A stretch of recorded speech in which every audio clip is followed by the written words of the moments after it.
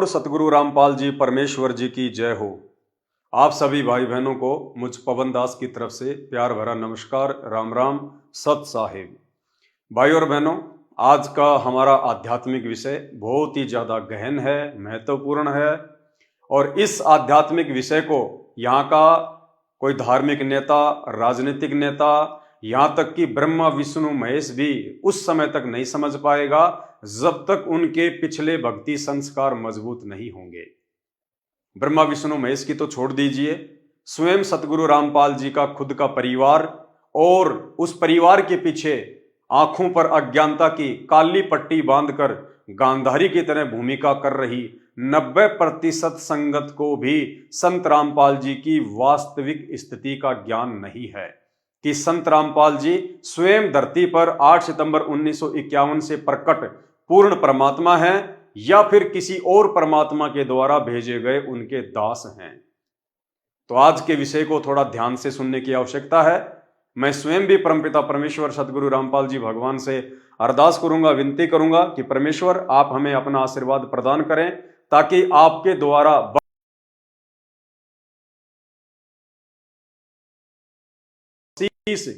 ये दास अपने भगत भाई की वास्तविक उपस्थिति को सके और मेरे भाई बहन भी इस वीडियो को ध्यानपूर्वक समझ सकें, गहनता से विचार कर सकें, तो परमेश्वर का आशीर्वाद प्राप्त करेंगे। उसके लिए हम परमेश्वर की वंदना करेंगे।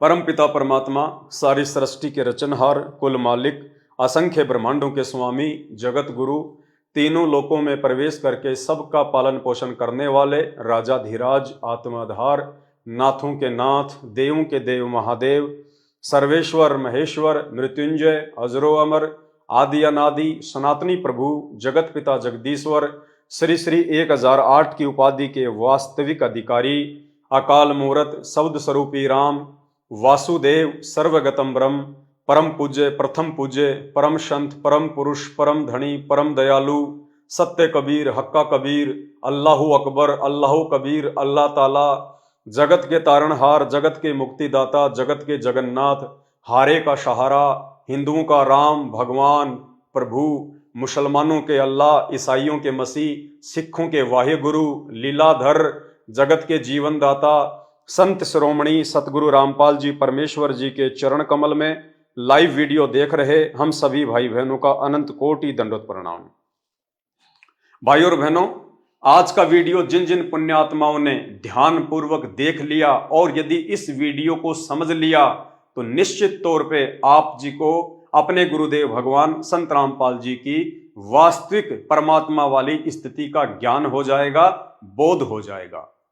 परमेश्वर की एक वाणी है, साहिब से सतगुरु भय, सतगुरु से भय साध, ये तीनों अंग एक हैं, गति कुछ अगम अगाध। यानी जब वो परमात्मा साहिब रूप में सतलोक में बैठकर सभी ब्रह्मांडों का संचालन करता है और उसके बाद जब वो परमात्मा सतगुरु की भूमिका करते हुए, एक संत की भूमिका करते हुए, साधु की भूमिका करते हुए इस 21 ब्रह्मांड में, इस पृथ्वी लोक पर हम जीव आत्माओं का सतलोक का ज्ञान देने के लिए आता है, तो कहते हैं सतगुरु की भूमिका भी वो परमात्मा खुद ही निभाता है। साहिब से सतगुरु भय, और उसके बाद एक साध की, एक संत की, एक भगत की भूमिका भी परमात्मा स्वयं ही निभाता है, क्योंकि परमात्मा भगत का रोल करके, भगत की भूमिका करके अपने भक्तों को ये समझाते हैं कि एक भगत का अपने गुरु जी के प्रति कैसा भाव होना चाहिए, एक भगत के अंदर क्या स्वभाव होना चाहिए, क्या उसके अंदर गुण होने चाहिए, क्या लक्षण होने चाहिए, सतगुरु के प्रति उस भगत की कैसी निष्ठा होनी चाहिए। ये भूमिका भी वो परमात्मा स्वयं ही निभाता है एक भगत की अपने भक्तों को समझाने के लिए। इसीलिए परमात्मा ने अपनी वाणी में कहा है कि साहिब से सतगुरु भय और सतगुरु से भय संत, धर धर वेख विशाल अंग, वो खेल आदि और अंत। तुम साहेब तुम संत हो, तुम सतगुरु तुम हंस, गरीबदास तेरे रूप बिना और न दूजा अंश। तुम ही परमात्मा हो, तुम साहेब तुम संत हो, तुम ही यहाँ संत रूप में एक तत्वदर्शी संत की भूमिका भी आप ही कर रहे हो। और तुम सतगुरु तुम हंस, आप ही सतगुरु हो, सच्चा ज्ञान देने वाले और अधिकारी नाम देने के।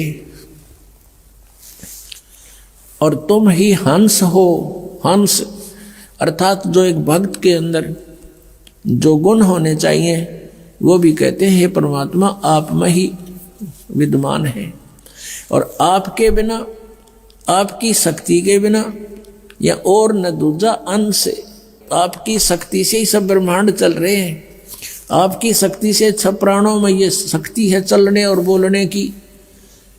हे परमात्मा तेरे बिना तो कुछ भी नहीं है। वो परमात्मा स्वयं ही ये सारी लीला करता है, भगत बनने की, सतगुरु बनने की, और साहिब वो स्वयं है ही।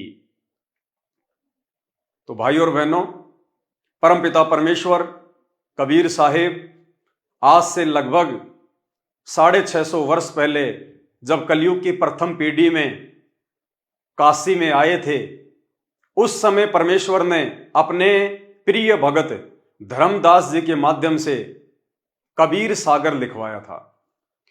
और जब धर्मदास एक समय बहुत ज्यादा चिंतित हो गया था कि परमात्मा आप कह रहे हो कि 650 साल बाद तो दुनिया का पूरा माहौल बिगड़ जाएगा, लोग इतने बेशर्म हो जाएंगे, शास्त्रों को मानेंगे नहीं, संतों का आदर सत्कार नहीं करेंगे, तो परमेश्वर उस समय आप कैसे लोगों को समझाओगे? हे परमात्मा, जब आज वर्तमान में इस प्रथम पीढ़ी में मैं आपकी बातों को इतनी आसानी से स्वीकार नहीं कर पाया, तो परमेश्वर 650 साल बाद तो पूरा माहौल बिगड़ जाएगा। उस समय पिछली पीढ़ी में आप कैसे समझाओगे? क्योंकि धर्मदास जी को अपने वंशजों की चिंता हो गई थी कि परमात्मा मुझे तो पार कर देंगे, लेकिन मेरी पीढ़ियां कैसे पार होंगी, मेरे बच्चे कैसे पार होंगे। तो परमेश्वर ने, कबीर साहिब जी ने धर्मदास जी को वास्तविक बात बताई थी, और क्या कहा था कि धर्मदास 12वें पंथ हम ही चल आवें और सब पंथों को मिटा के एक पंथ चलावें।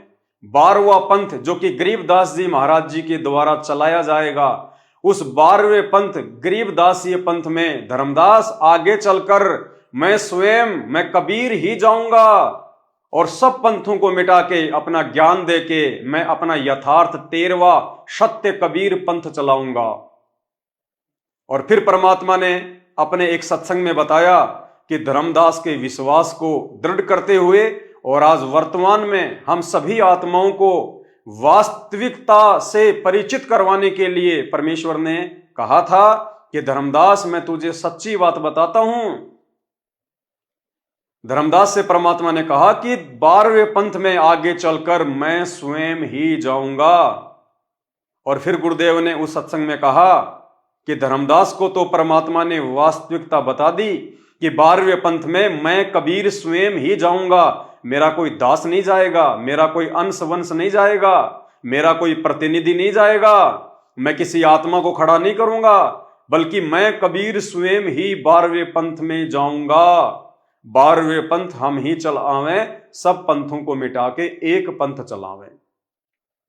और उसके बाद कहा था कि उस काल के आगे परमात्मा ने थोड़ा सा भेद रखा कि 12वें पंथ में मेरा दास जाएगा, मेरा हंस जाएगा, ताकि काल को यह चिंता ना हो जाए कि यदि वो कबीर परमात्मा स्वयं आ गया तो मेरा तो सारा बाग ही उजाड़ देगा।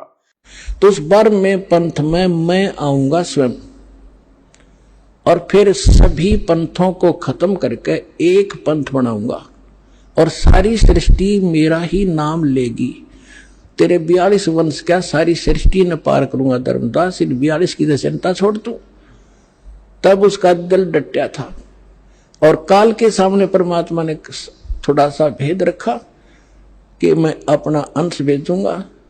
इसलिए काल के आगे परमात्मा ने थोड़ा सा भेद रखा कि मेरा हंस जाएगा, मेरा दास जाएगा, लेकिन धर्मदास जी को परमात्मा ने अपनी वास्तविक स्थिति से परिचित करवा दिया कि धर्मदास उस 12वें पंथ में मैं स्वयं ही चलकर जाऊंगा। पुण्यात्माओं, आज का हमारा वीडियो इस 12वें पंथ में परमेश्वर के आने को लेके है, इसलिए आप विशेष तौर से इस वीडियो को ध्यान से सुने और ध्यान से देखें। तो सुनिए सबसे पहले ये छोटा सा 2 मिनट का वीडियो जिसमें परमात्मा धर्मदास को कह रहे हैं कि काल के आगे तो परमात्मा ने भेद रखा कि मेरा हंस जाएगा, लेकिन असल बात उन्होंने धर्मदास जी को बता दी कि धर्मदास 12वें पंथ में मैं स्वयं ही जाऊंगा। पहले सुनिए वीडियो, उसके बाद आपको पवित्र पुस्तक ज्ञान गंगा की भूमिका में से पेज नंबर 14 और 15 से भी आपको दिखाएंगे। सुनिए। तो उस 12वें पंथ में मैं आऊंगा स्वयं, और फिर सभी पंथों को खत्म करके एक पंथ बनाऊंगा और सारी सृष्टि मेरा ही नाम लेगी। तेरे 42 वंश क्या सारी सृष्टि ने पार करूंगा धर्मदास, इन 42 की चिंता छोड़ तू। तब उसका दिल डटा था और काल के सामने परमात्मा ने थोड़ा सा भेद रखा कि मैं अपना अंश भेजूंगा।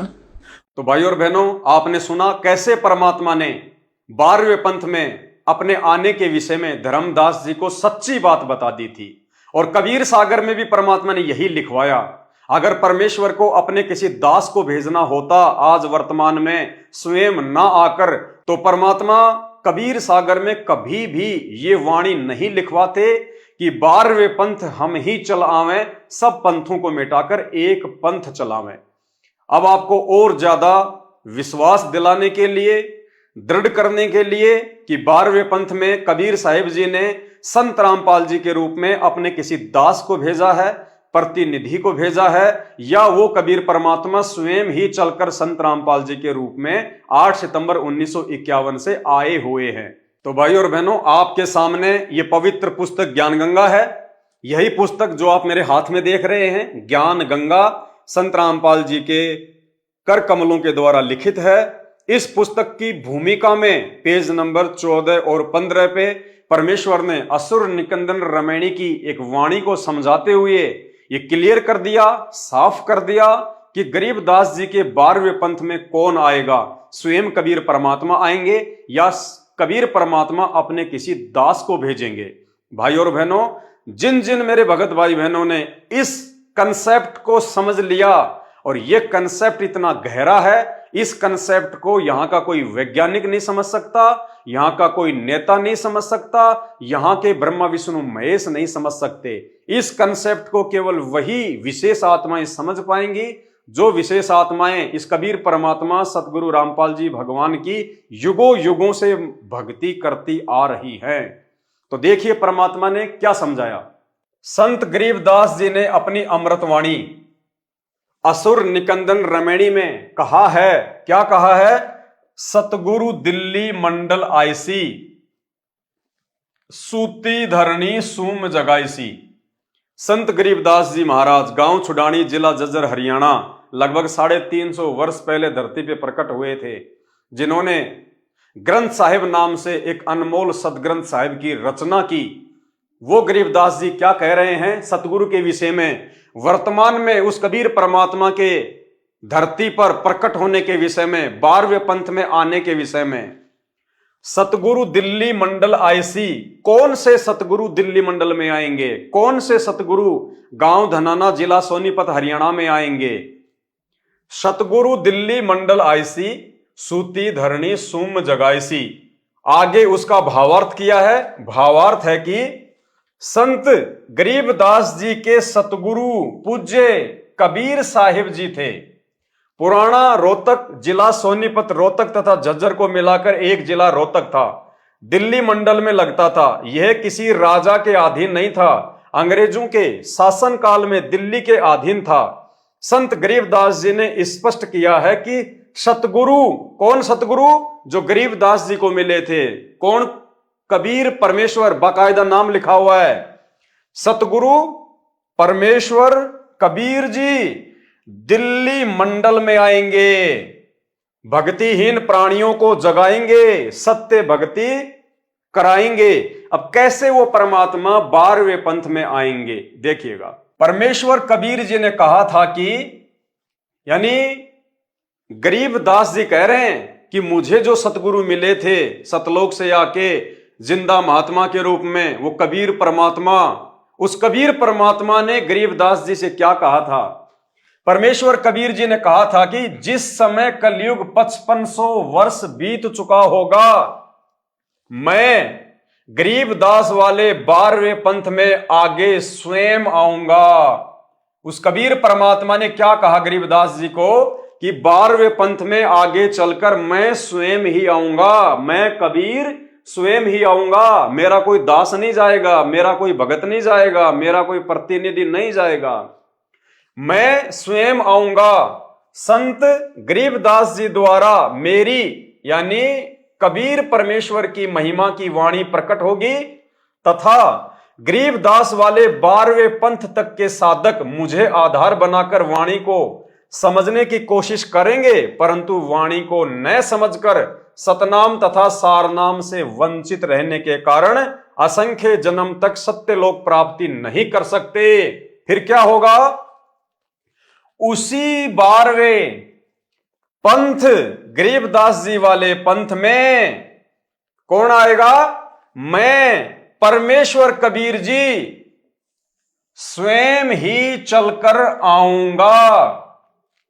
यानी गरीबदास जी महाराज जी ने भी अपने ग्रंथ में यही प्रमाण दिया है कि 12वें पंथ में आगे चलकर उस कबीर परमात्मा का कोई प्रतिनिधि नहीं आएगा, कोई दास नहीं आएगा, वो कबीर परमात्मा स्वयं ही चलकर आएंगे।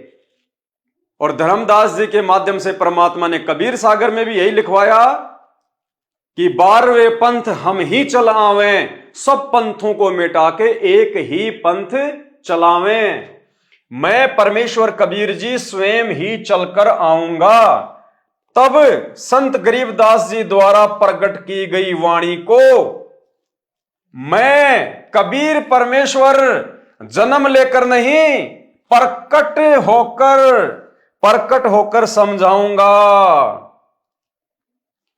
क्या कह रहे हैं परमात्मा कि 12वें पंथ गरीबदास वाले पंथ में आगे चलकर मैं कबीर परमेश्वर स्वयं ही चलकर आऊंगा और प्रकट होकर 8 सितंबर 1951 को प्रकट होकर फिर गरीबदास जी के पंथ में प्रवेश करके स्वयं ही गरीबदास जी की वाणियों को समझाऊंगा। इसके अलावा भाइयों और बहनों, आपको 2 छोटे छोटे वीडियो सतगुरु रामपाल जी भगवान के सत्संग के दास सुनाना चाहेगा, क्योंकि सबसे पहले यह कंसेप्ट क्लियर करना बहुत जरूरी है कि 13वें पंथ को कौन चलाएगा। यानी 12वें पंथ में कबीर परमात्मा स्वयं ही आएंगे, ये आपने इन वाणियों से देख लिया, निष्कर्ष निकाल लिया।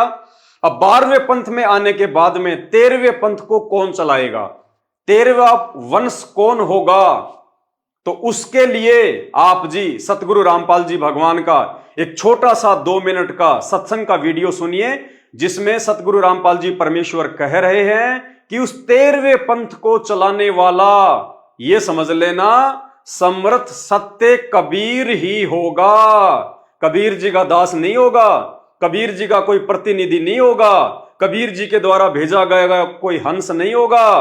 कौन होगा? समर्थ सत्य कबीर, यानी वो कबीर परमात्मा स्वयं ही 13वें पंथ को चलाएगा। सुनिए। घर घर बोध विचार हो, ये चर्चा चला करेगी कैसी गलती ना करना, और दुर्मति दूर बहाए, सबकी दुर्मति दूर चली जाएगी, और कलयुग में एक हो सब बरते सहज सुभाए। कहा उग्र का शूद्र हो, हर सब की भवभीर। अब कहते हैं उस संत के द्वारा चलाए गए उस पंथ में, चाहे कोई निकम्मा आदमी हो उग्र, और चाहे कोई बिल्कुल शूद्र हो, वहाँ कोई भेदभाव नहीं रहेगा, सबको सेट किया जाएगा, सबकी बुराई छुटाई जाएंगी, और वहाँ सबकी ही भीड़ होगी, यानी बहु संख्या में उसके अनुयायी होंगे। कहा उग्र का शूद्र हो, हर सबकी भवभीर, और सो समान दृष्टि है वो समर्थ सत कबीर। उस पंथ का चलाने वाला ये समझ लेना वो समर्थ कबीर ही होगा, जो सबको समान दृष्टि से व्यवहार करेगा, वह ऊंच नीच नहीं रहेगी। अब आपको सतगुरु रामपाल जी भगवान के मुख कमल से जोर देते हुए हम जड़मती जीवों को समझाने के लिए परमात्मा खुलकर संकेत कर रहे हैं एक छोटे से 20 सेकंड के वीडियो के माध्यम से। और परमेश्वर कह रहे हैं कि बच्चों, वो 13वां वंश ये दास है जो आपके सामने बैठा है। यानी गुरुदेव भगवान कह रहे हैं कि वो 13वां वंश, वो समर्थ सत्य कबीर 13वें पंथ को चलाने वाला जो आपके सामने बैठा है, यानी परमेश्वर अपने लिए कह रहे हैं कि ये रामपाल दास स्वयं वो 13वां वंश है, वो कबीर परमात्मा है। और बच्चों तुम कब पहचानोगे, कब पहचानोगे? सुनिए परमेश्वर के मुख कमल से। यानी 12वां पंथ गरीबदास जी के द्वारा जो चलाया जाएगा उसमें मेरी महिमा का कुछ कुछ उजियारा सा होगा, क्लियर नहीं होगा। होय होय। और 13वें वंश मिटे सकल अंधियारा। बोल सतगुरुदेव की जय।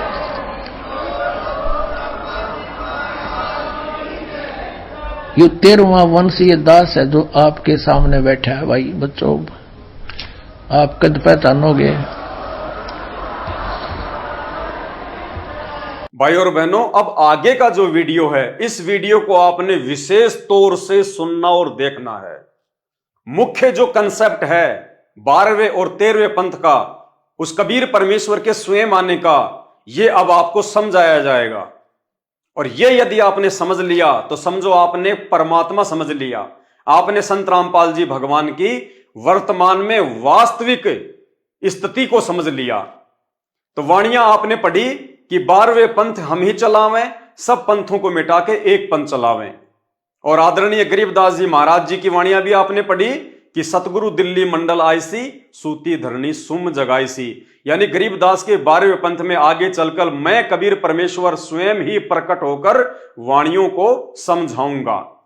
अब हमारे बहुत सारे भगत भाई बहन जो हैं वो भ्रमित हो जाते हैं एक छोटा सा वीडियो देखकर, एक अन्य जो वाणी है उसको सुनकर। कौन सी वाणी है? कि जब आवे 5505 तब ये वचन मेरा होगा साचा, महापुरुष फरमान तब जग तारण को आए, 5 सहस अरु 500 जब कलयुग बीत जाए। कि उस कबीर परमात्मा ने तो अपनी वाणी के अनुसार सन 1997 में धरती पे आना था। और संत रामपाल जी ने तो हमें अपनी पुस्तकों से दिखाया कि मुझ रामपाल दास को वो कबीर परमात्मा मार्च 1997 में आके मिले दिन के 10 बजे।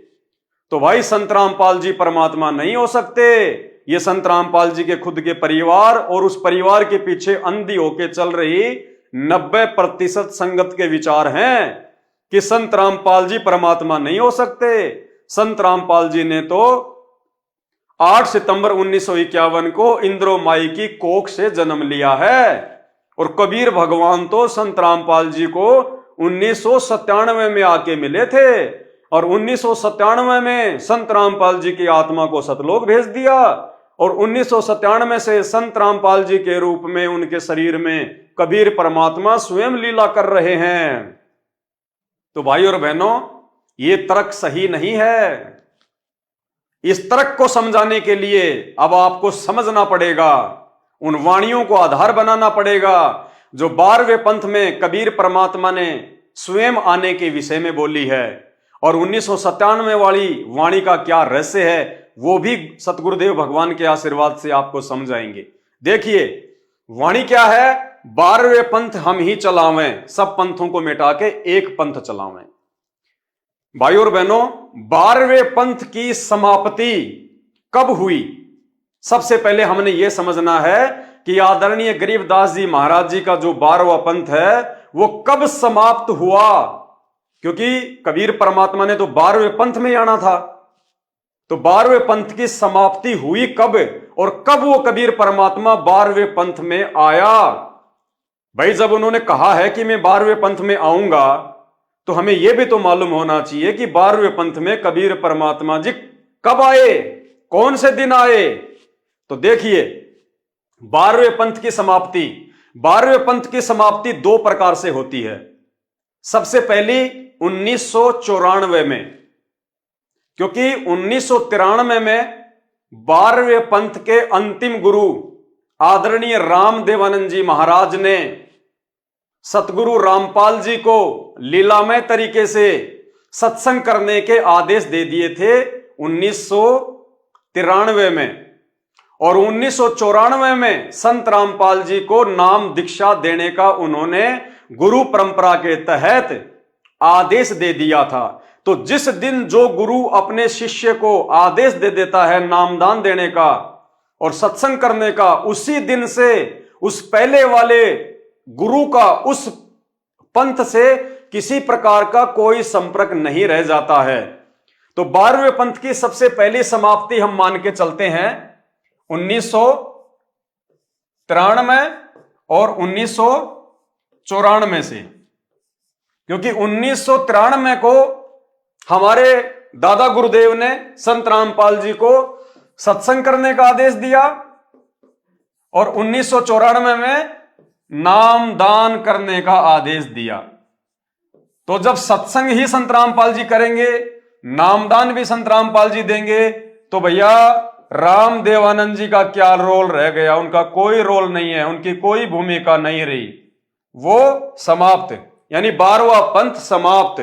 फिर भी यदि कुछ भाई बहन ये कहते हैं कि जब तक हमारे दादा गुरुदेव जी शरीर में हैं, जो कि 12वें पंथ के अंतिम गुरु हैं, जब तक वे शरीर में हैं तब तक 12वें पंथ को समाप्त नहीं माना जाएगा। तो भाई और बहनों, दादा गुरुदेव जी ने अपना शरीर कब छोड़ा? दादा गुरुदेव ने कब सतलोक गमन किया? दादा गुरुदेव ने सतलोक गमन किया 26 जनवरी 1997। दादा गुरुदेव ने सतलोक गमन किया 26 जनवरी 1997। इस दिन हमारे दादा गुरुदेव आदरणीय राम देवानंद जी अपना शरीर छोड़ चुके थे। तो यानी जब उन्होंने शरीर छोड़ दिया तो 12वां पंथ उसी दिन समाप्त हो गया। तो भाई और बहनों, दोनों ही तरीकों से 12वें पंथ की समाप्ति हो चुकी है। कौन से दोनों तरीके? एक बार फिर से वो डेट ध्यान में रखिए, ये डेट ध्यान में रखना बहुत ज्यादा महत्वपूर्ण है। प्रथम 12वें पंथ की समाप्ति 1994, जिस दिन संत रामपाल जी को सत्संग और नामदान करने का आदेश प्राप्त हो गया था। यानी स्वामी राम देवानंद जी ने, जो कि हमारे दादा गुरुदेव थे, उन्होंने सारा कार्यभार, सारी जिम्मेदारी संत रामपाल जी को सौंप दी और खुद रिटायरमेंट हो गए संत पदवी से। उसके बाद में सारी जिम्मेदारी संत रामपाल जी की। तो सन 1994 से जिस दिन संत रामपाल जी ने ये जिम्मेदारी अपने कंधों पे ली, उसी दिन से 12वां पंथ समाप्त और 13वें पंथ की शुरुआत हो चुकी थी। और दूसरे लोग मानते हैं कि जब तक दादा गुरुदेव शरीर में है तब तक 12वें पंथ की समाप्ति नहीं है। तो दादा गुरुदेव ने शरीर छोड़ा 26 जनवरी 1997। पुण्यात्माओं, ये जो डेट है दोनों, ये आप विशेष तौर से ध्यान रखना। ये डेट हमारा सहयोग करेंगे सतगुरु रामपाल जी भगवान की वास्तविक स्थिति को समझने में। तो लास्ट डेट हमारे दादा गुरुदेव के शरीर त्यागने की 26 जनवरी 1997। और कुछ समय पहले आपने जो वीडियो सुना जिसमें संत रामपाल जी कह रहे हैं, गहरी नजर गीता या आध्यात्मिक ज्ञान गंगा पुस्तक में लिखा हुआ बता रहे हैं पेज नंबर 538 पर कि मार्च 1997 में दिन के 10 बजे मुझे कबीर परमात्मा आकर मिले।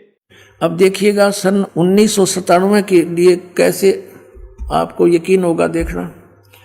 दास ने एक पुस्तक लिखी है आध्यात्मिक ज्ञान गंगा,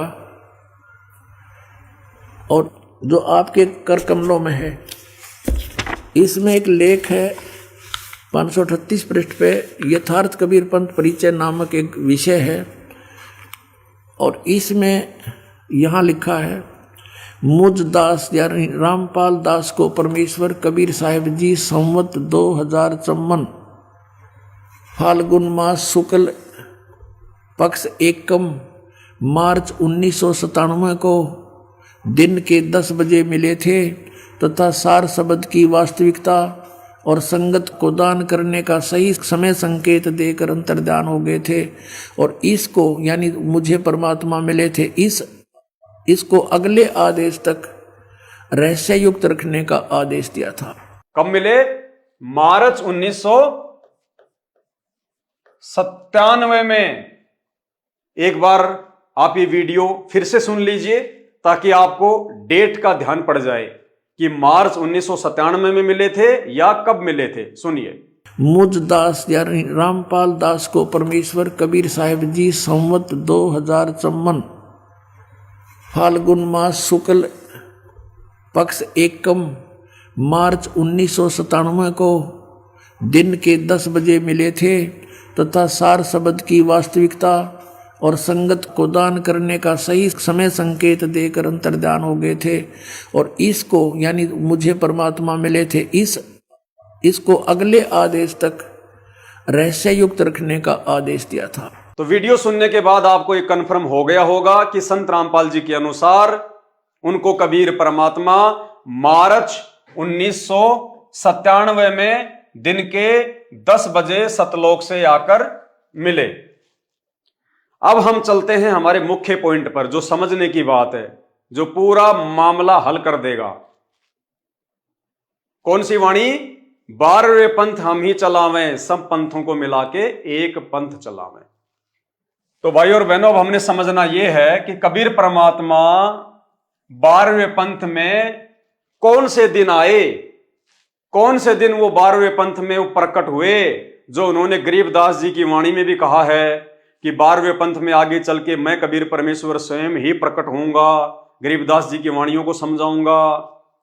कबीर सागर में लिखा है कि 12वें पंथ हम ही चलावें, सब पंथों को मिटा के एक पंथ चलावें।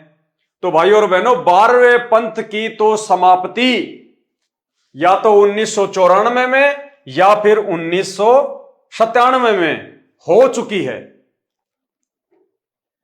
और कबीर परमात्मा कब मिल रहे हैं? मार्च 1997 में, यानी 12वें पंथ की समाप्ति हो चुकी है 26 जनवरी 1997 को। ध्यान से देखना, 26 जनवरी 1997 को दादा गुरुदेव ने शरीर छोड़ दिया था, यानी 12वें पंथ के वे अंतिम गुरु थे। जैसे ही हमारे दादा गुरुदेव ने 26 जनवरी 1997 को अपना शरीर छोड़ा, उसी समय 12वें पंथ की पूर्णतया समाप्ति हो चुकी थी, पूर्णतया। अब गुरुदेव कह रहे हैं कि मुझे कबीर परमात्मा मिले मार्च 1997 में। कब मिले? मार्च 1997 में। पुण्यात्माओं, ध्यान से समझना इन बातों को। दादा गुरुदेव ने शरीर छोड़ा 1997 को, यानी 12वां पंथ समाप्त हो गया जनवरी 1997 को, और वो कबीर परमात्मा धरती पे आ रहा है मार्च 1997 में, यानी दादा गुरुदेव के शरीर छोड़ने के 1.5 महीने बाद, यानी 12वें पंथ की समाप्ति के 1.5 महीने बाद में वो कबीर परमात्मा धरती पे आ रहा है। जबकि वो तो कह रहे हैं कि मैं तो 12वें पंथ में आऊंगा, लेकिन 12वां पंथ तो जनवरी 1997 में समाप्त हो गया और भगवान आ रहे हैं मार्च 1997 में, यानी 12वें पंथ के समाप्त होने के 1.5 महीने बाद मार्च में वो कबीर परमात्मा आ रहे हैं। तो फिर ये तो वाणी फेल हो गई परमात्मा की, क्योंकि परमात्मा तो कह रहे हैं, ग्रंथों में लिखा हुआ है कि मैं 12वें पंथ में आऊंगा, मैं 12वें पंथ में आऊंगा। अरे तो 12वां पंथ तो जनवरी 1997 को समाप्त हो गया जब दादा गुरुदेव ने अपना शरीर छोड़ा। जनवरी में तो पंथ ही समाप्त हो गया, जनवरी में तो 12वां पंथ ही समाप्त हो गया, और भगवान जनवरी के 1.5 महीने बाद मार्च में आ रहे हैं 1997 में। तो वाणी कैसे फेल हो सकती है?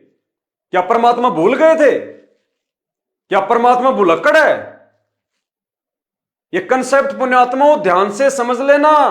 इस कंसेप्ट को समझना 33 करोड़ देवी देवता ब्रह्मा विष्णु महेश के बस की बात भी नहीं है। खुद संत रामपाल जी के 90% भगत और उनका कलयुगी परिवार भी नहीं समझ पा रहा, जिस कारण से आज भी वो उनका जन्मदिन मना रहे हैं, भगवान का जन्मदिन मना रहे हैं, परमात्मा को मानुष मान रहे हैं, गुरुदेव को।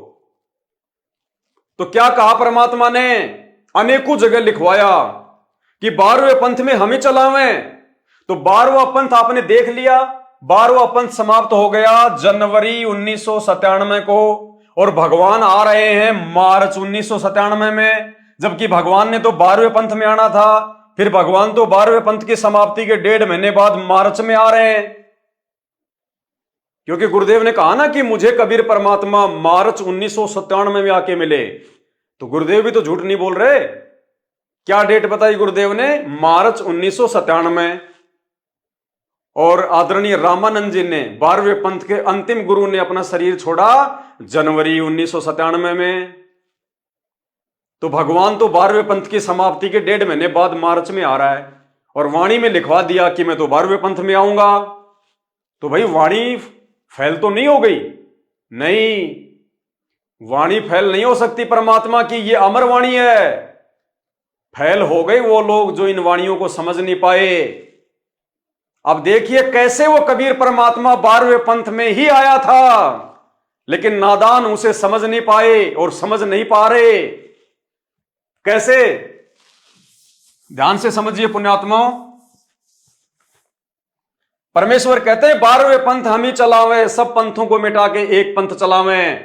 अब कब वो परमात्मा, कैसे वो परमात्मा 12वें पंथ में आया? 8 सितंबर 1951 को गांव धनाना, जिला सोनीपत, हरियाणा की पावन धरती पे संत रामपाल जी के रूप में पहले तो परमात्मा जी जो है वो प्रकट हुए। 8 सितंबर 1951 को परमात्मा प्रकट हुए और उसके बाद वही कबीर परमात्मा जो संत रामपाल जी के रूप में 8 सितंबर को प्रकट हुए, फिर अपनी वाणी के अनुसार कि 12वें पंथ में हम ही चलावें, मैं कबीर परमेश्वर 12वें पंथ में स्वयं ही प्रकट होऊंगा। कैसे प्रकट हुए? यही संत रामपाल जी, यही कबीर परमात्मा लीला करते हुए 38 साल की उम्र में 17 फरवरी 1988 को 12वें पंथ में आदरणीय राम देवानंद जी को अपना मुंह बोला गुरु बना के इन्होंने 12वें पंथ में प्रवेश किया। संत रामपाल जी ने अपनी वाणी के अनुसार, कबीर परमेश्वर ने अपनी वाणी के अनुसार कि 12वें पंथ में हम ही चलावें।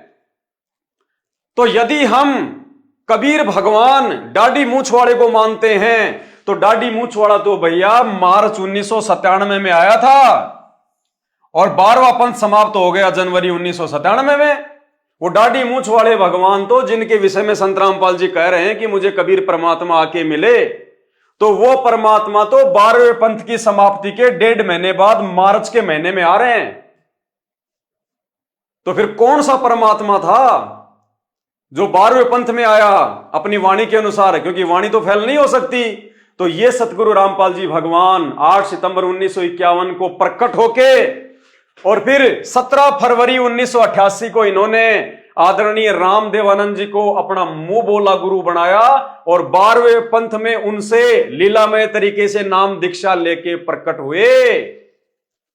जैसे 650 साल पहले यही कबीर परमात्मा इन्होंने पंडित रामानंद जी को अपना मुंह बोला गुरु बनाया, गुरु शिष्य परंपरा का निर्वाह करने के लिए, भगत बनकर, शिष्य बनकर एक अच्छे भगत की भूमिका निभाने के लिए। ये सारा का सारा कंसेप्ट है पुण्यात्माओं, ये सारा का सारा खेल है इस कबीर परमात्मा को समझने का। तो 12वें पंथ में जो आया है वही तो कबीर परमात्मा होगा। तो वो परमात्मा जिसके विषय में संत रामपाल जी बता रहे हैं वो तो 12वें पंथ की समाप्ति के 2 महीने बाद मार्च के महीने में आ रहा है। उसके मार्च के महीने में आने से 1.5 महीने पहले तो 12वां पंथ ही समाप्त हो चुका था, तो वो तो आया नहीं 12वें पंथ में। लेकिन वो परमात्मा कैसे संत रामपाल जी के रूप में 8 सितंबर 1951 को धरती पे प्रकट होके फिर 17 फरवरी 1988 को 12वें पंथ में प्रवेश कर गए और 12वें पंथ में प्रवेश करके 1994 से 1993 से उन्हीं गरीबदास जी महाराज जी की वाणियों को समझा रहे हैं। 1993 से लेके 1997 तक संत रामपाल जी ने ना कोई गीता पढ़ाई, ना कोई वेद पढ़ाई, ना कोई बाइबल पढ़ाई, ना कोई कुरान पढ़ाई। 1993 से जब से वो सत्संग करने लगे 12वें पंथ में आके, उन्होंने कौन से ग्रंथ को समझाया? सिर्फ गरीबदास जी महाराज जी की वाणियों को ही समझाया उन्होंने, और किसी ग्रंथ को नहीं छेड़ा, किसी ग्रंथ को नहीं खोला। क्यों? क्योंकि पहले ही भविष्यवाणी हो चुकी थी। क्या भविष्यवाणी हो चुकी थी?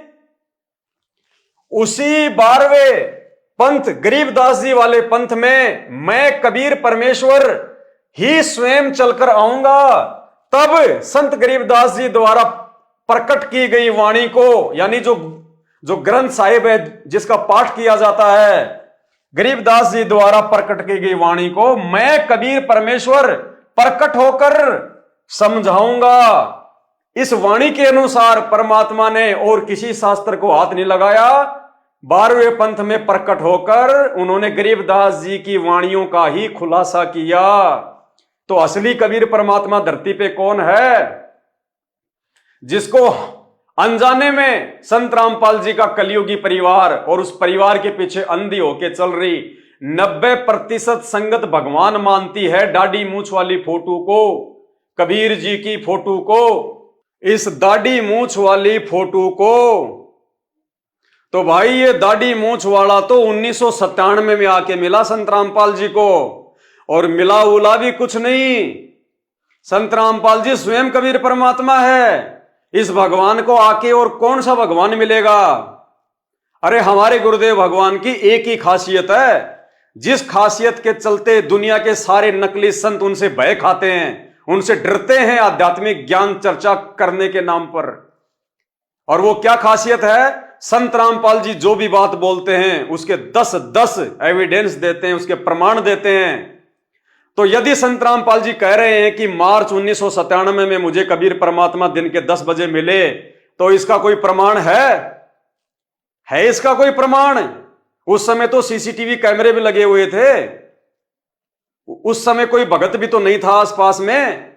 सतगुरु रामपाल जी वो प्रमाण देने के लिए किसी भगत को अपने पास में भी तो रख सकते थे, ताकि ये भगत मेरा जो है गवाह बन जाए कि देखो मुझे दिन के 10 बजे मार्च 1997 में कबीर जी आके मिले जिंदे महात्मा के रूप में। लेकिन कहीं कोई प्रमाण आपको देखने और सुनने को नहीं मिलेगा। क्यों? क्योंकि ये जो बात संत रामपाल जी ने कही है कि मुझे कबीर परमात्मा मार्च 1997 में आके मिले, ये बात केवल उन्होंने उस वाणी को सत्य साबित करने के लिए कही है, जो वाणी उन्होंने 650 साल पहले धर्मदास जी के माध्यम से लिखवाई थी। क्या? कि जब आवे 5505 तब ये वचन मेरा होगा साचा। 5000 और 500 जब कलयुग बीत जाए, और 5500 ये कलयुग 1997 में बीतता है। कि 5000 और 500 जब कलयुग बीत जाए, महापुरुष फरमान तब जग तारण को आए। कि वो महापुरुष, वो परमात्मा उस समय जग का उद्धार करने के लिए आएगा। केवल इस वाणी को सत्य साबित करने के लिए संत रामपाल जी ने उस पुस्तक में ऐसा लिखा है, जबकि संत रामपाल जी तो स्वयं ही कबीर परमात्मा हैं। उनके रहते सहते और दूसरा कौन सा कबीर परमात्मा आएगा? और दूसरी बात, कबीर परमात्मा सतगुरु रामपाल जी भगवान ने यह साबित करना था कि 12वें पंथ में जिसको तुम कबीर मानते हो, इस फोटो को, काल्पनिक फोटो को, ये नहीं आया, बल्कि स्वयं असली कबीर परमात्मा, रियल कबीर परमात्मा साहेब ये है सतलोक में अपने वास्तविक रूप में, इस रूप में बैठा हुआ ये परमात्मा। उस 12वें पंथ में कि 12वें पंथ में हम ही चलावे, सब पंथों को मिटा के एक पंथ चलावें, ये है वो कबीर परमात्मा जिनकी वाणी कभी झूठी नहीं हो सकती, जो कभी झूठ नहीं कह सकता, ना बोल सकता। तो परमेश्वर ने उस वाणी के अनुसार कि 12वें पंथ में आगे चलकर मैं कबीर परमेश्वर स्वयं ही प्रकट होकर संत गरीबदास जी के द्वारा प्रकट की गई वाणियों को समझाऊंगा। तो भाई 17 फरवरी 1988 को 12वें पंथ में लीलामय तरीके से अपना मुंह बोला गुरु बना के रामदेवानंद जी को और संत गरीबदास जी के ग्रंथ साहिब को कौन पढ़ा रहा है? उन वाणियों का खुलासा किसने किया? सन 1993 से संत रामपाल जी ने। तो ये है वो असली कबीर परमात्मा। पुण्यात्माओं, ये है वो कंसेप्ट। पुण्यात्माओं, जानबूझ के इस कबीर परमात्मा सतगुरु रामपाल जी भगवान ने ये कंसेप्ट आप और हमारे लिए छोड़ दिए। क्या पता रामदेवानंद जी की, जो कि आप और हमारी तरह एक जीव थे, वो एक भगत थे, क्या पता उनकी मृत्यु कौन से दिन होनी थी, लेकिन परमात्मा ने जानबूझ के जनवरी 1997 तक उनको जीवित रखा, ताकि आने वाले समय में मेरी पुण्यात्माएं मुझे पहचान लेंगी। अगर हमारे दादा गुरुदेव की मृत्यु, उनका शरीर यदि 2 महीने बाद में छूटता, तो पुण्यात्माओं, हम लोग कभी भी नहीं समझ पाते कि असल में कबीर कौन है। लेकिन सतगुरु रामपाल जी भगवान ने 1.5 महीने पहले यानी 26 जनवरी 1997 को उनका शरीर छुड़वाया और उसके बाद कहा कि मार्च 1997 में मुझे कबीर परमात्मा मिले। क्योंकि संत रामपाल जी खुद को भगवान नहीं कहेंगे, खुद को परमात्मा नहीं कहेंगे, वो किसी दूसरे को भगवान बताकर ही अपना ज्ञान प्रचार करते हैं। अपने से अन्य किसी को परमात्मा बता के ज्ञान प्रचार करते हैं, अन्यथा उनके ज्ञान को कोई नहीं समझे। सुनिए छोटा सा सत्संग। परमात्मा आते हैं, अपनी प्यारी आत्माओं को समझाते हैं, तुम जिस क्रिया को कर रहे हैं फाइनल नहीं है। इस क्रिया के, इस कर्म के साथ साथ आपने एक अवश्य कार्य भुला रखा है, परमात्मा की भक्ति का। आप पे आवे हैं, आप पे भगवान की में, आप पे परमात्मा है और आप ही अपनी भक्ति के लिए अपने से अन्य भगवान बताकर आपको प्रेरित करते हैं। इसलिए परमात्मा अपने आप को छुपाकर ये ज्ञान प्रचार करता है, भगवान किसी और को बताता है। इसलिए परमात्मा ने दाढ़ी मूंछ वाली फोटो को आधार बनाया। स्वयं ये परमात्मा होते हुए इन्होंने एक दाढ़ी मूंछ वाली काल्पनिक फोटो को आधार बनाया कि ये है कबीर परमात्मा, ताकि लोग मेरे ज्ञान को समझें। अगर ये खुद कह दें कि मैं हूं कबीर, तो कोई इनके सत्संग भी नहीं सुनता। इसके अलावा भाई और बहनों, एक और वाणी है परमात्मा की, परमात्मा को समझने के लिए। ध्यान से सुनिएगा, क्या वाणी है? काल ने कबीर परमात्मा से कहा था कि 12 पंथ करूं मैं साजा और नाम तुम्हारा ले करूं आवाजा। तो पुण्यात्माओं, अब काल ने कहा था कि 12 पंथ करूं मैं साजा और नाम तुम्हारा ले करूं आवाजा। 12 पंथ नाम जो ले ही वो हमरे मुख आन समोही। और 12 पंथ नाम जो ले ही हमरे मुख में आन समोई। काल ने क्या कहा था कबीर परमात्मा से? जब कबीर परमात्मा अपने पुत्र जोगजीत के रूप में उसको मिले थे तपस्शिला पर, तो काल ने कहा था कि तेरे नाम से मैं 12 पंथ चलाऊंगा, 12 पंथ करूं मैं साजा, नाम तुम्हारा ले करूं आवाजा। और उन 12 पंथ में जो नाम लेगा, 12 पंथ नाम जो ले ही वो हमरे मुख में आन समोई, अर्थात काल के ही जाल में रह जाएंगे, वो पार नहीं हो पाएंगे। 12 पंथों तक जो नाम लेगा, तो 12वां पंथ किसका? गरीबदास जी का। 12वां पंथ किसका? पुण्यात्माओं ध्यान से सुनना, तभी ये परमात्मा समझ में आएगा। 12 पंथ ये गरीबदास जी का पंथ है। और काल ने क्या कहा था कि इन 12 पंथों में जो नाम लेगा, 12 पंथों में जो नाम लेगा वो मेरे ही मुंह में रहेगा। यानी 12वें पंथ में, गरीबदास के पंथ में भी यदि कोई नाम दीक्षा लेगा तो वो सतनाम और सारनाम से वंचित रह जाएगा, वो पार नहीं हो पाएगा। ये उनका वचन, नियम, परमात्मा के साथ उसका एग्रीमेंट। अब पुण्यात्माओं विचार करो, 12 पंथ में जो नाम लेगा, यानी 12वें पंथ में भी जो नाम दीक्षा लेगा, वो भी काल के जाल में। तो पुण्यात्माओं 17 फरवरी 1988 को संत रामपाल जी ने कौन से पंथ में नाम लिया? इस 12वें पंथ में। क्योंकि हमारे पूज्य गुरुदेव जी ने 17 फरवरी 1988 को गुरु शिष्य परंपरा का निर्वाह करते हुए लीलामय रूप से आदरणीय राम देवानंद जी से नाम दीक्षा ली। कब? 17 फरवरी 1988 को 12वें पंथ के संचालक से, 12वें पंथ के अंतिम गुरु से, आदरणीय राम देवानंद जी से। तो संत रामपाल जी कौन से पंथ से नाम दीक्षित हैं? 12वें पंथ से।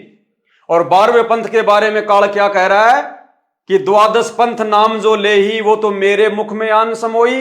तो इस हिसाब से यदि हम संत रामपाल जी को एक आम व्यक्ति मान के चलें, आम मानुष मान के चलें, आप और हमारे जैसा जीव मान के चलें कि उनका तो 8 सितंबर को जो है जन्म हुआ है, जैसा कि उनका परिवार मानता है, परिवार के पीछे लगी हुई मूर्ख संगत मानती है, तो इस हिसाब से तो पुण्यात्माओं संत रामपाल जी ने 12वें पंथ में नाम लिया। 1988 में 12वें पंथ में नाम लिया। तो इस हिसाब से तो संत रामपाल जी भी काल के मुंह में है, क्योंकि जो व्यक्ति 12वें पंथ में नाम लेगा वो तो काल के मुंह में रहेगा। तो संत रामपाल जी ने भी 17 फरवरी 1988 को 12वें पंथ में नाम लिया, तो क्या संत रामपाल जी भी काल के मुंह में? क्योंकि वाणी तो फैल नहीं हो सकती। पुण्यात्माओं, यदि कोई प्राणी, यदि कोई व्यक्ति, यदि कोई मानुष, आप और हमारी तरह 2 कोटि का जीव, उनके विषय में कहा गया है कि 12वें पंथ में नाम जो ले ही हमरे मुख में आन समोई। लेकिन ये तो स्वयं परमात्मा है, भगवान है, इसलिए इनके ऊपर ये वाणी लागू नहीं होती। तो ये भी एक पॉइंट है समझने का कि संत रामपाल जी कोई मानुष नहीं है और 8 सितंबर 1951 से ही धरती पे प्रकट हैं। अगर संत रामपाल जी 1997 में उनके परिवार के अनुसार भगवान बने हैं, जब से उनको कबीर परमात्मा आके मिले, तो भाई उन्होंने नाम दीक्षा तो 1988 में ले रखी है और 12वें पंथ में ले रखी है, तो वो तो काल के मुंह में जाएंगे संत रामपाल जी। तो अब संत रामपाल जी खुद ही अगर काल के मुंह में जाएंगे तो हमें कहां से पार कर देंगे। लेकिन पुण्यात्माओं, जिन आत्माओं को यह बात समझ में आ गई कि ये कोई आम व्यक्ति नहीं, ये कोई आम मानुष नहीं है, 8 सितंबर 1951 को धरती पे प्रकट होके फिर 17 फरवरी 1988 को अपनी वाणी के अनुसार, अपनी वाणी को सत्य साबित करने के लिए कि 12वें पंथ में हम ही चलावें, सब पंथों को मिटा के एक पंथ चलावें, परमेश्वर ने लीला करी, मुंह बोला सतगुरु बनाने की, आप और हमारे को भगत बनकर भगत के लक्षण समझाने की, भगत के गुण समझाने की। तो ये लीलामय तरीके से पूज्य गुरुदेव भगवान ने 12वें पंथ में अपनी वाणी के अनुसार जो है वो प्रवेश किया। तो ये असली कबीर है संत रामपाल जी। तीसरी बात जो समझने की है, एक और वाणी है परमात्मा की, और वाणी क्या है? वाणी है, गुरु बिन वेद पढ़े जो प्राणी और समझे न सार रहे अज्ञानी। क्या है वाणी? गुरु बिन वेद पढ़े जो प्राणी। ये प्राणी शब्द याद रखना पुण्यात्माओं, में लाल पेन से इसीलिए लिख रहा हूं ये। गुरु बिन वेद पढ़े जो प्राणी समझे ना सार, समझे ना सार, और क्या रहे? रहे अज्ञानी। क्या कह रही है वाणी? गुरु बिन वेद पढ़े जो प्राणी समझे ना सार रहे अज्ञानी। यानी जो व्यक्ति अपने गुरु से वेद और शास्त्रों को नहीं पढ़ेगा, वो व्यक्ति जिंदगी में कभी भी उनके सार को नहीं समझ पाएगा, और वो क्या रहेगा? अज्ञानी रहेगा, मूर्ख रहेगा। तो भाई और बहनों, आज हम सबको पता है संत रामपाल जी पूरी दुनिया को वेद पढ़ा रहे हैं, पूरी दुनिया को गीता जी पढ़ा रहे हैं, हर धर्म ग्रंथ का हर शास्त्र वो पढ़ा रहे हैं। लेकिन ये क्या, संत रामपाल जी ने 1988 में जिस आदरणीय राम देवानंद जी से नाम दीक्षा प्राप्त की, जिनको अपना मुंह बोला गुरु बनाया, भाई वो तो अनपढ़ थे, अनपढ़ अंगूठा टेक थे। उन्होंने ना कभी हिंदी पढ़ी, ना कभी अंग्रेजी पढ़ी, ना कभी फारसी पढ़ी, ना कभी वो स्कूल गए, ना ही राम देवानंद जी ने कभी गीता पढ़ी, ना वेद पढ़े, ना बाइबल पढ़ी। कोई भी जो है वो ग्रंथ उन्होंने नहीं पढ़ा, क्योंकि वो अनपढ़ थे, उनको अक्षर ज्ञान नहीं था। और वाणी क्या कह रही है? गुरु बिन वेद पढ़े जो प्राणी समझे न सार रहे अज्ञानी। तो संत रामपाल जी ने कौन से दिन अपने अनपढ़ गुरु से वेद पढ़े, गीता पढ़े? राम देवानंद जी तो अनपढ़ थे, उन्होंने तो कभी अपने भक्तों को या संत रामपाल जी को ना तो गीता पढ़ाई, ना वेद पढ़ाई, ना बाइबल पढ़ाई, ना गरीबदास जी का जो है वो ग्रंथ पढ़ाया। तो भाई वाणी के अनुसार तो ऐसा व्यक्ति बिल्कुल अज्ञानी माना जाएगा। फिर संत रामपाल जी को यह ज्ञान कहां से हो गया? संत रामपाल जी ने तो अपने अनपढ़ गुरु से कभी वेद पढ़े ही नहीं, गीता कभी पढ़ी नहीं। फिर संत रामपाल जी को कैसे ज्ञान हो गया? आज पूरे विश्व को पढ़ा रहे हैं वो, बड़े बड़े संस्कृत के प्रकांड ज्ञाता, जिन्होंने वेद लिखे, गीता जी लिखी, 18 पुराण लिखे। जो गलतियां उन्होंने लिखने में कर दी वो भी संत रामपाल जी ठीक कर रहे हैं, जबकि संत रामपाल जी के गुरु तो अनपढ़ है। लेकिन वाणी क्या कह रही है पुण्यात्माओं? वाणी पे ध्यान दीजिए, जो लाल पेन से मैंने लिखा है, गुरु बिन वेद पढ़े जो प्राणी। प्राणी यानी आप और हमारे जैसा जीव, 2 कोटि का जीव, मां के गर्भ से जन्म लेने वाला जीव, प्राणी।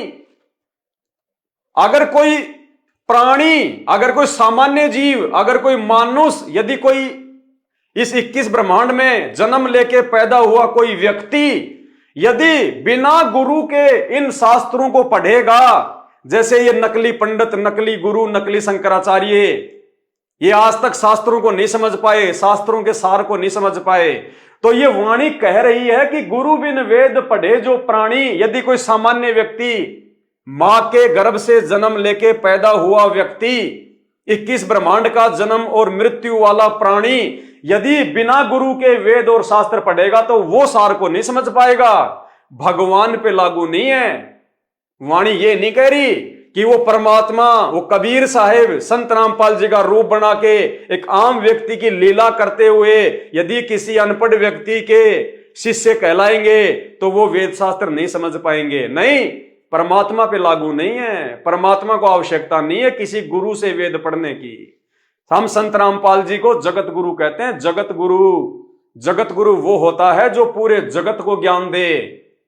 और यदि कोई संत रामपाल जी को मानुष मानता है और ये मानता है कि संत रामपाल जी के गुरु आदरणीय रामदेवानंद जी महाराज हैं, तो वो महामूर्ख व्यक्ति है, क्योंकि जगत गुरु उसको कहते हैं जो पूरे जगत को ज्ञान देता है।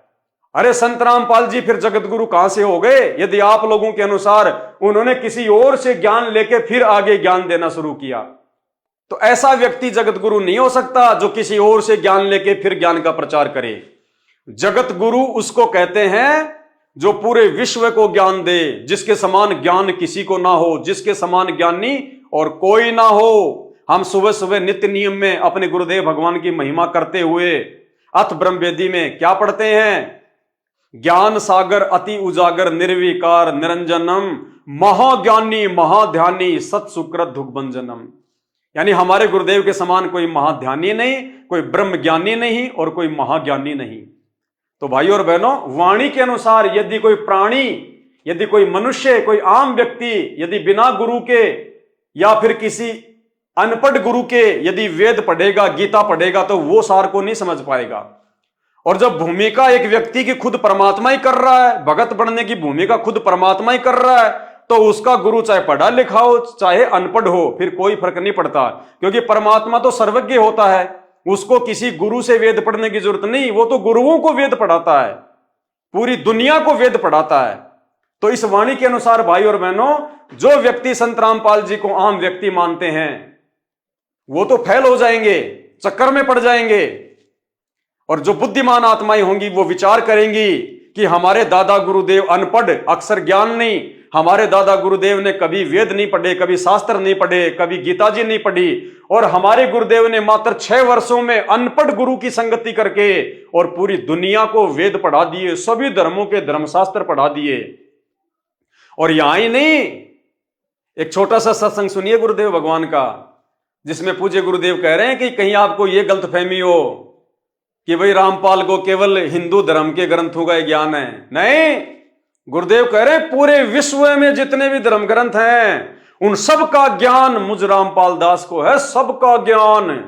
यानी पूरे विश्व में 206 से अधिक देश हैं, 206 से अधिक देश, हर देश की न्यारी न्यारी भाषा, अलग अलग भाषा, और हर देश का एक अपना इतिहास है, हर देश का एक अपना धर्म है। और गुरुदेव कह रहे हैं कि मुझे पूरे विश्व के धर्म ग्रंथों का ज्ञान है, यानी पूरे विश्व की भाषाओं का ज्ञान, पूरे विश्व के धर्म ग्रंथों का ज्ञान है। तो भाई ये कौन है फिर?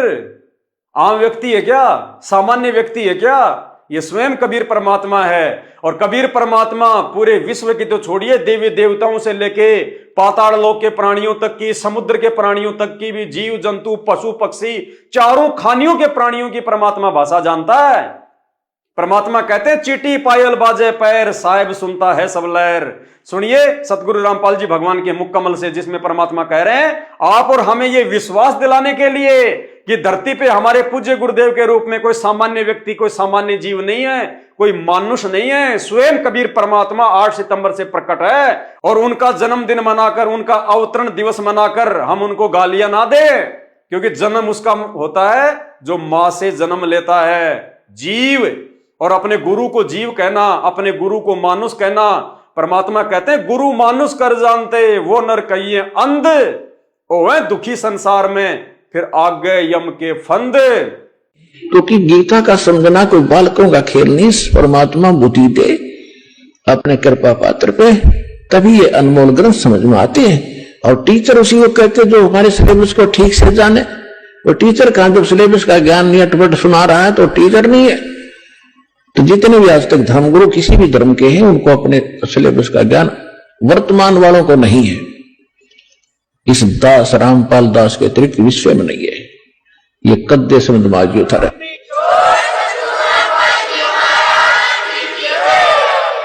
और दास को पूरे विश्व के जितने ग्रंथ है सबका जानकारी है, एक की नहीं। क्योंकि हमारा जन्म तो हिंदू धर्म में हुआ, केवल हिंदू धर्म के शब्द ग्रंथ नहीं, पूरे विश्व के जितने भी धर्म ग्रंथ हैं सबकी जानकारी दास को दी है कबीर भगवान ने, उस परमात्मा ने।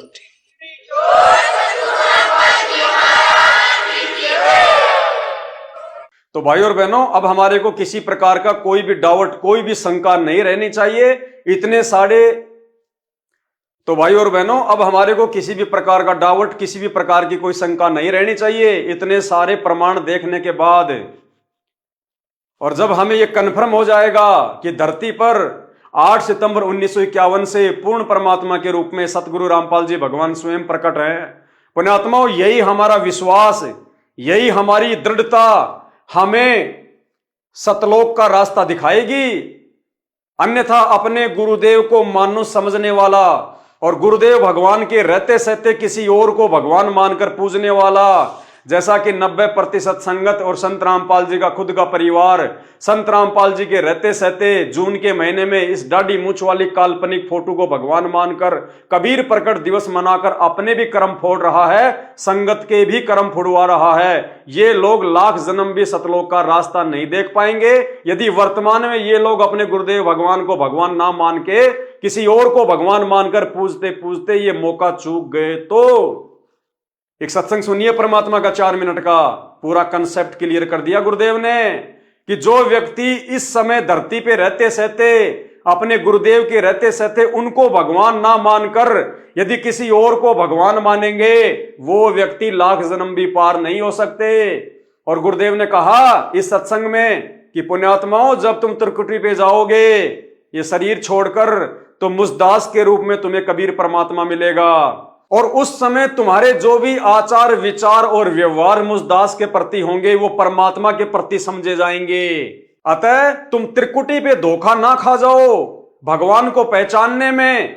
इसलिए यहां पे सतगुरु के रहते सहते सतगुरु को भगवान मानकर तुमने ये रिहर्सल करनी है कि मैं किसी और भगवान को नहीं जानता, ना मानता, ना पहचानता। मेरे भगवान, मेरे परमात्मा, मेरे कबीर, मेरे अल्लाह, मेरे स्वामी सतगुरु रामपाल जी हैं। क्योंकि संत रामपाल जी वर्तमान में भी भगवान हैं और त्रिकुटी में भी वो ही रहेंगे। ये तो उन भक्तों को परमात्मा सचेत करने के लिए जो ज्ञान में कमजोर हैं, जो वर्तमान में अपने गुरुदेव को भगवान नहीं मान पा रहे, उनको परमात्मा समझाते हुए कहते हैं कि नालायकों, त्रिकुटी पे वो कबीर परमात्मा मुझ रामपाल दास के रूप में मिलेगा, जबकि संत रामपाल जी तो धरती पे भी स्वयं परमात्मा है। तो भाई और बहनों, फिर गुरुदेव ने उस सत्संग में आगे बताया कि जैसा व्यवहार तुम इस धरती पर अपने गुरुदेव के साथ में करोगे, वो व्यवहार वैसा का वैसा परमात्मा के प्रति माना जाएगा। तो भाई और बहनों, ऐसा धोखा हम क्यों खाएं? हमने तो अपने गुरुदेव को भगवान मानते हुए उन्हीं को भोग लगाना है, क्योंकि जब हम गुरु को भोग लगाएंगे तो गुरुदेव कह रहे हैं कि वो परमात्मा को ही माना जाएगा, तो किसी और को परमात्मा मान के उसको भोग लगाने की आवश्यकता ही नहीं है। जब हम अपने गुरुदेव के साथ जैसा व्यवहार करेंगे वो भगवान के साथ में माना जाएगा। तो हम सत्सेवक जो अपने गुरुदेव का 8 सितंबर को प्रकट दिवस मनाने जा रहे हैं, तो भाई वो तो भगवान का ही प्रकट दिवस हो गया ना। क्योंकि परमात्मा कहते हैं जो तुम अपने गुरु के साथ करोगे समझो तुम भगवान के साथ कर रहे हो। तो हम अपने गुरु का प्रकट दिवस मनाएंगे तो भगवान का माना जाएगा, हम अपने गुरु को भोग लगाएंगे तो भगवान को भोग माना जाएगा। तो गलतियां कौन कर रहा है? सत्सेवक या सतगुरु रामपाल जी भगवान का काल प्रेरित परिवार और उस परिवार के पीछे लगी हुई 90% अंध संगत। तो सुनिए एक परमात्मा का सत्संग, समझदार की आंखें खोल देगा। जब आप त्रिकुटी पर पहुंचोगे वहां परमात्मा मिलेंगे इस दास के रूप में।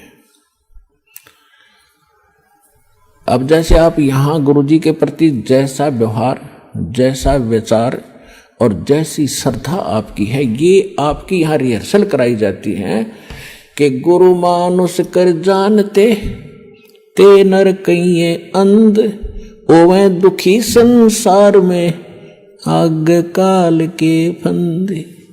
गुरु को मानुष नहीं जाने, गुरु गोविंद कर जानियो, रहियो शब्द समाए, मिले जब दंडवतम बंदगी, नहीं पल पल ध्यान लगावे।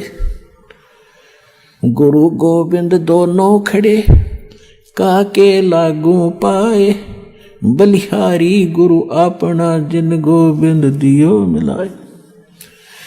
अब परमात्मा ने यह सिद्ध करना हमारे को एक ट्रेनिंग दे रहे हैं कि जैसा व्यवहार आप इस दास के प्रति कर रहे हो ऐसा ही भगवान के प्रति माना जाएगा। और जैसा आप दिन में रिहर्सल कर रहे हो, रात में सौपन भी वैसे ही आएंगे। तो संसार छोड़कर जब जाओगे आपको सौपन सा बनेगा। तो जैसा आपकी आस्था यहाँ वहां तो सामने स्पष्ट नजर आओगी, तो वहां आपकी परीक्षा होगी। अब जैसे वहां गुरुजी के साथ भगवान खड़ा हो, आपने परमात्मा को देखा नहीं, केवल चित्र चित्र देखे हैं उनके, तो वहां जाकर आप किसको प्रणाम करोगे? गुरु गोविंद दोनों खड़े किसके लागू पाए, बलिहारी गुरु अपना जिन गोविंद दियो लाए। यानी हमने इतना दृढ़ होना है इस मार्ग पर सफल होने के लिए। वो जो दास के रूप में होगा वो भगवान ही होगा वहां पर। अब परमात्मा ये भी देखते हैं कि जैसे 120 वर्ष भगवान रह कर चले गए यहाँ पर, और इस दास के स्थान पर अगर वो आज होते तो आप तो पहचान तो सकते ही नहीं, क्योंकि जब भी ना पहचाना, क्योंकि जो लाहे का काम करें, एक लंगोटी ही बांध, धोती ही बांध के फटे पुराने कपड़ों में घूमे फिरे, सारा काम करें, तो हमने सोचे जन साधारण आम आदमी है। तो इसलिए परमात्मा वो एक विधान बताएंगे और इसलिए दास को भेजा के भगवान को पहचानवा दे, आपको पहचान करा दे। और कैसे मिलेगा ये नियम बताओ। तो जैसे उस समय भगवान होते इस दास के स्थान पर, आप जैसा व्यवहार करते तो भगवान ये सब आपके अकाउंट जमा होता रहता आपका कि इसका कैसा व्यवहार है, कैसा विचार है। तो अब दास ये देख रहा है, दास के प्रति जैसा आपकी भावना, जैसे आपके विचार, आपकी श्रद्धा है, तो आपकी वहां बुक में लिखे जा रहे। परमात्मा वाले स्थान के पास आपकी एक अलग से बेड है, आपकी बही है, आपका अकाउंट खुला हुआ है, एक फैक्स वहां जाता है। तो उस समय फिर आपका जैसा स्वभाव आप वहां प्रयोग करोगे त्रिकुटी पे, जैसा आप यहां कर रहे हो एज होगा। फिर वहां से अगर गलती कर दी तो आपको फिर भी वापस पटक दिया जाएगा, वहां से भी आपको फेल होकर वापस निराशा हाथ लगेगी। यहाँ अलग बात है कि किया हुआ कर्म यहाँ ऊपर के ब्रह्मांडों में आप देवता बने रहोगे हजारों लाखों युगों तक, और फिर वहां आपकी पूरी पूंजी भक्ति नाश करा कर ये वापस पटक देगा धरती पे। तो इससे बचने के लिए जो पहले हम मार खा गए, हमने धोखे खाए, उससे बचने के लिए अब ये फावल पॉइंट बताए जाते हैं। इसमें दृढ़ रहना बच्चों, बार बार यही आपको बताया जाता है। तो भाई और बहनों, उम्मीद करता हूं 8 सितंबर का दिन बहुत नजदीक आ रहा है। पिछले कई वर्षों की तरह काल प्रेरित सतलोक आश्रम मैनेजमेंट हरियाणा के चक्कर में पड़कर आप अपने धर्म और अपने कर्म को मत बिगाड़िए। धरती पे परमात्मा अपने गुरुदेव भगवान के रूप में स्वयं प्रकट है। ये मौका बार बार नहीं मिलेगा। ये असंख्य जन्मों के बाद में बिल्ली के भाग का छिक्का टूटा है। अब की बार अपने गुरुदेव भगवान को पहचानने में देरी ना करो, वरना असंख्य जन्मों तक भटकना पड़ेगा, रोना पड़ेगा, पछताना पड़ेगा। बंदी छोड़ सतगुरु रामपाल जी भगवान की जय हो।